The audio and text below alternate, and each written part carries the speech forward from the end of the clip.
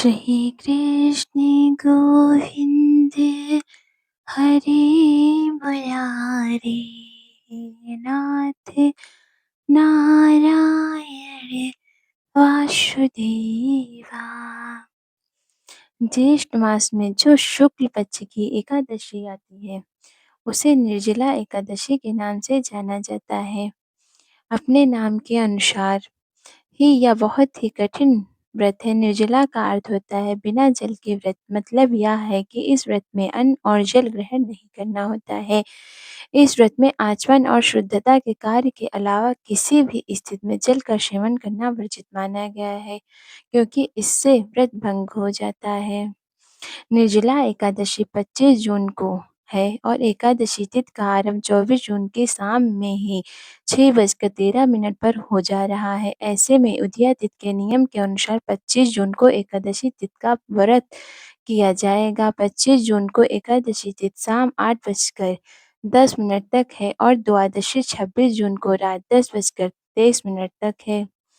निर्जला एकादशी जेठ के महीने में आती है, जो गर्मी का महीना होता है। ऐसे में एकादशी तिथि पर जल से भरा हुआ घड़ा, फल, अन्न, जूता, छाता, वस्त्र और संभव हो तो सोना दान करने से बड़ा पुण्य होता है। इस व्रत में जल से भरा कलश दान करना बड़ा ही शुभ माना जाता है। इससे सभी तीर्थों में स्नान का पुण्य प्राप्त होता है।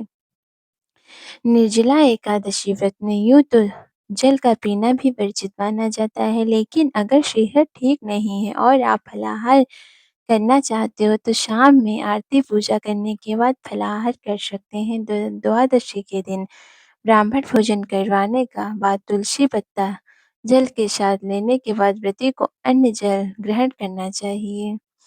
निर्जला एकादशी के विषय में कहा जाता है कि इस एकादशी का व्रत करने से साल भर की सभी एकादशी व्रत करने का पुण्य प्राप्त होता है। इस व्रत को करने से आयु और आरोग्य की प्राप्ति होती है। साथ ही यह अनेक जन्मों में हुए जाने अनजाने पाप का भी क्षय करने वाला है। इसलिए इस एकादशी व्रत को बहुत ही श्रद्धा पूर्वक किया जाना चाहिए। जय श्री कृष्णा। निर्जला एकादशी को पुराणों में भीमसेनी एकादशी भी कहा गया है।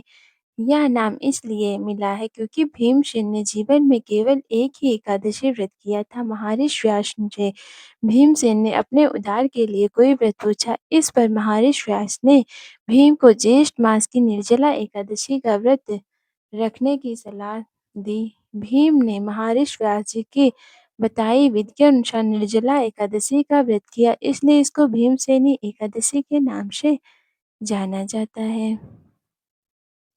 जय श्री कृष्ण। भीमसेन व्यास जी से कहने लगे, हे पितामह, भ्राता युधिष्ठिर, माता कुंती, द्रौपदी, अर्जुन, नकुल और सहदेव आज सब एकादशी का व्रत करने को कहते हैं, परंतु महाराज मैं उनसे कहता हूँ कि भाई मैं भगवान की शक्ति पूजा आज तो कर सकता हूँ, दान भी दे सकता हूँ, परंतु भोजन के बिना नहीं रह सकता। इस पर व्यास जी कहने लगे कि हे भीमसेन, यदि तुम नरक को बुरा और स्वर्ग को अच्छा समझते हो तो प्रत मास की दोनों एकादशियों को अन्न मत खाया करो। भीम कहने लगे कि हे पितामह, मैं तो पहले ही कह चुका हूँ कि मैं भूख सहन नहीं कर सकता। यदि वर्ष भर में कोई एक ही व्रत हो तो वह मैं रख सकता हूँ, क्योंकि मेरे पेट में व्रत नाम वाली अग्नि है, सो मैं भोजन किए बिना नहीं रह सकता। भोजन करने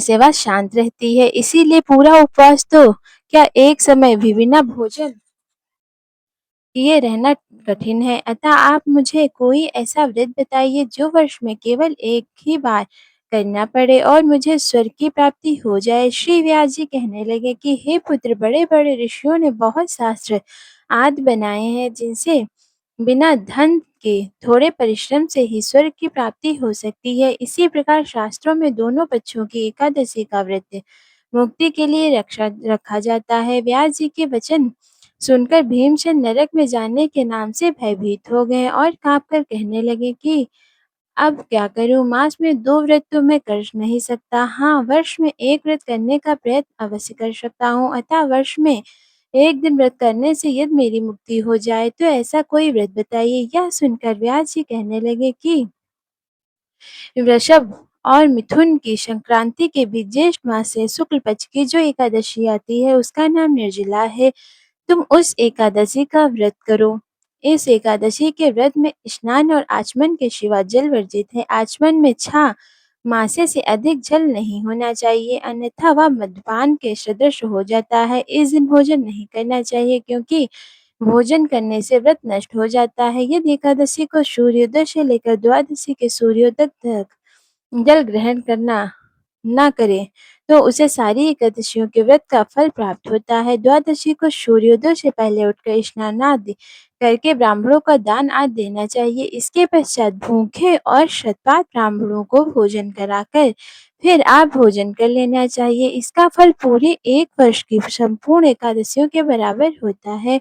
व्यास जी कहने लगे, हे भीमसेन, क्या मुझको स्वयं भगवान ने बताया? इस एकादशी का पुण्य समस्त तीर्थों और दानों से अधिक है। केवल एक दिन मनुष्य निर्जल रहने से पापों से मुक्त हो जाता है। जो मनुष्य निर्जल एकादशी जो मनुष्य निर्जला एकादशी का व्रत करते हैं, उनकी मृत्यु के समय यमदूत आकर नहीं घेरते, वरना भगवान के पार्षद उन्हें पुष्पक विमान में बिठाकर स्वर्ग को ले जाते हैं। अतः संसार में सबसे श्रेष्ठ निर्जला एकादशी का व्रत है, इसलिए यत्न के साथ इस व्रत को करना चाहिए। उस दिन ओम नमो भगवते वासुदेवाय मंत्र का उच्चारण करना चाहिए और गोदान करना चाहिए। इस प्रकार व्यास जी की आज्ञा अनुसार भीमसेन ने इस व्रत को किया, इसलिए इस एकादशी को भीमसेनी या पांडव एकादशी भी कहते हैं। निर्जला व्रत करने से पूर्व भगवान से प्रार्थना करें कि हे भगवान, आज मैं निर्जला व्रत करता हूँ, दूसरे दिन भोजन करूंगा। मैं इस व्रत को श्रद्धापूर्वक करूंगा, अतः आपकी कृपा से मेरे सब पाप नष्ट हो जाएं। इस दिन जल से भरा हुआ एक घड़ा वस्त्र से ढककर स्वर्ण सहित दान करना चाहिए। जो मनुष्य इस व्रत को करते हैं, उनको करोड़ पल सोने के दान का फल मिलता है, और जो इस दिन यज्ञादिक करते हैं, उनका फल तो वर्णन ही नहीं किया जा सकता। इस एकादशी के व्रत से मनुष्य विष्णु लोक को प्राप्त होता है। जो मनुष्य इस दिन अन्न खाते हैं, वे चांडाल के समान वे अंत में नरक में जाते हैं। जिसने निर्जला एकादशी का व्रत किया, वह चाहे ब्रह्मा हत्यारा हो, मद्यपान करता हो, चोरी क्यों हो, या गुरु के साथ द्वेष किया हो, और मगर इस व्रत के प्रभाव से स्वर्ग जाता है। हे कुंती पुत्र, जो पुरुष इस श्रद्धा पूर्वक इस व्रत को करते हैं, उन्हें अग्रलिखित कर्म करने चाहिए। प्रथम भगवान का पूजन, फिर गोदान, ब्राह्मणों को मिष्ठान व दक्षिणा देनी चाहिए, तथा जल से भरे कलश का दान अवश्य करना चाहिए। निर्जला के दिन अन्न, वस्त्र, उपाहन, ज्योति आदि का दान भी करना चाहिए। जो मनुष्य भक्ति पूर्वक इस कथा को पढ़ते या सुनते हैं, उन्हें निश्चय ही स्वर्ग की प्राप्ति होती है।